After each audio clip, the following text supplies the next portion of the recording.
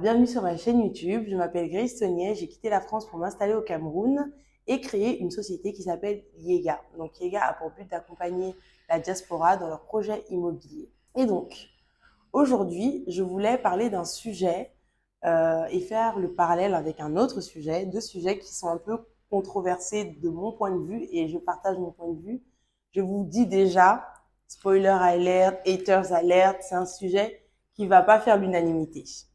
On va parler des traditions et le but n'est pas de dénigrer, mais juste de donner mon point de vue. Et si vous n'êtes pas d'accord avec le mien, je vous laisse la zone des commentaires en bas pour pouvoir me donner votre avis.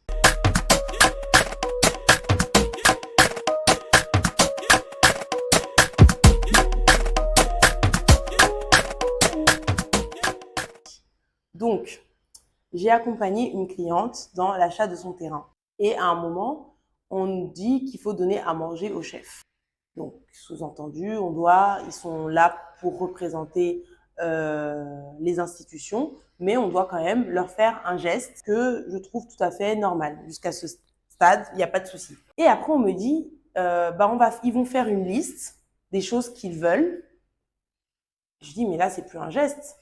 Pour moi, un geste, c'est tu donnes ce que tu veux. Il n'y a pas d'ordre à donner, il n'y a pas de liste à faire. Mais bon, ok, faites donc la liste. Et là, je vois la liste, une liste qui est pour une valeur à peu près de 600 à 1 million, avec des whisky, plein de trucs, c'était majoritairement de l'alcool. Le terrain avait déjà été acheté, tout avait déjà été fait. Il fallait juste venir mettre un tampon. Je précise. Parce que dans les procédures un peu longues ou bien très coûteuses ou bien dans des très gros terrains, ça peut s'entendre ce montant-là. Mais là, tout avait déjà été fait, tout avait déjà été payé. On voulait juste un cachet. Et donc, on me sort une liste. Et là, ça m'a rappelé un autre sujet très controversé et un autre système, le système de dot. Donc, où, pour ceux qui ne sont pas au fait, un homme va payer, il faut que je pèse mes mots, j'allais dire acheter, va, va donner de l'argent à la famille de la femme pour j'ai même pas le mot, pour l'avoir.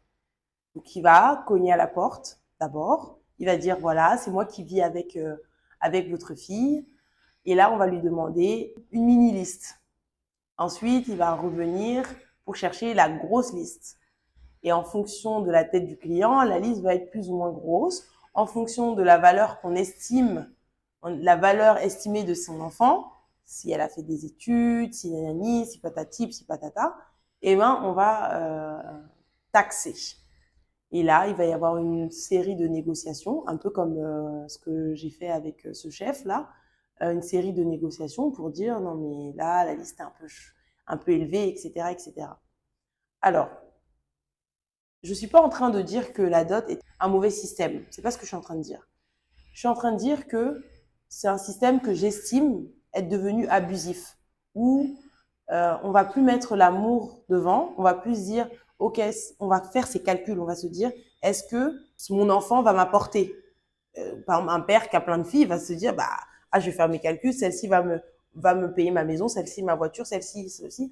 Ou bien des oncles qu'on n'a jamais vus ni d'Adam ni d'Ève vont se lever et vont réclamer des choses alors que même un bonbon, on les a jamais vus. Même la famille de la femme ne sait pas qui ils sont, mais ils ont le droit, parce qu'ils dans la lignée, ils ont le droit de demander quelque chose, vont s'asseoir et vont demander. Quand je vais comparer avec les pays d'Afrique de l'Ouest, où la dot, ça va être vraiment quelque chose de symbolique, avec une colla, pour dire, je fais un geste pour accueillir votre fille dans cette nouvelle famille et pour reconnaître le travail que vous avez fait dans son éducation, dans ses bonnes manières, etc. C'est tout ça que la dot reconnaît et ça, c'est plutôt valeureux et c'est bien. Mais le fait de transformer ça en un système financier dans lequel on va pouvoir vendre son enfant, parce que c'est un peu ça, il y a des dots qui s'élèvent à des millions et des millions.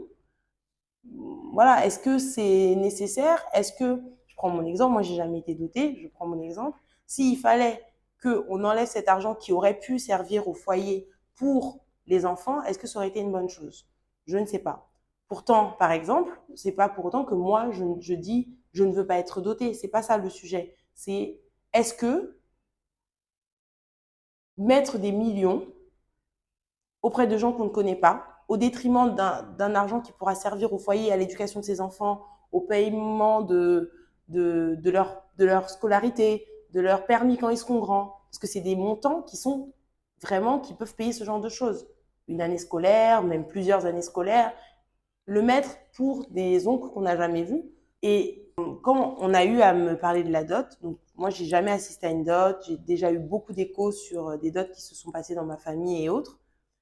On me dit, bah, chez nous, dans notre ethnie, les femmes, quand on les dote, si ça se passe mal, il faut pas revenir, on n'a pas les familles, et certaines vont te dire, on n'a pas l'argent pour rembourser, donc tu restes dans ton mariage. Donc c'est vraiment cet esprit de je t'ai vendu et tu restes là où tu es, quoi. Tu n'as pas de moyen de recours, sinon tu dois rembourser, sinon. Donc moi je sais pas. Et ce système-là, de manière générale, que ce soit au niveau des chefs, au niveau du mariage, ça met en fait, je trouve que ça vient gâcher l'expérience. Que ce soit l'expérience du mariage, bah, il peut être gâché.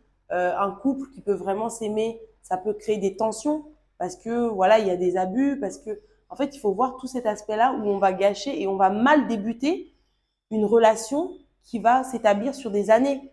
Enfin, un couple, dans certaines ethnies, on dit la dot ne finit jamais, même si elle était minime au départ. Le beau-fils va toujours être là pour soutenir la belle famille.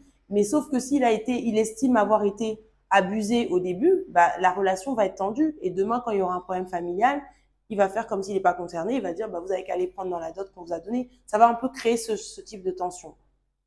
Et de l'autre côté, si on prend l'exemple du chef, c'est la même chose. C'est de se dire, on doit cohabiter. Je vais venir là demain.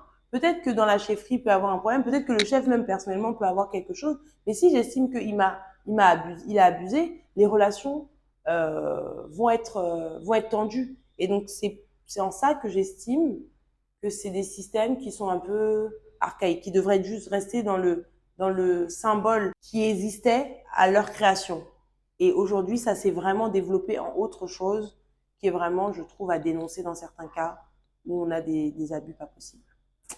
Voilà. Donc, je sais que cette vidéo ne fera pas l'unanimité, surtout dans les générations plus âgées. Mais dites-moi en commentaire ce que vous en pensez. Et voilà. À très bientôt. Ciao.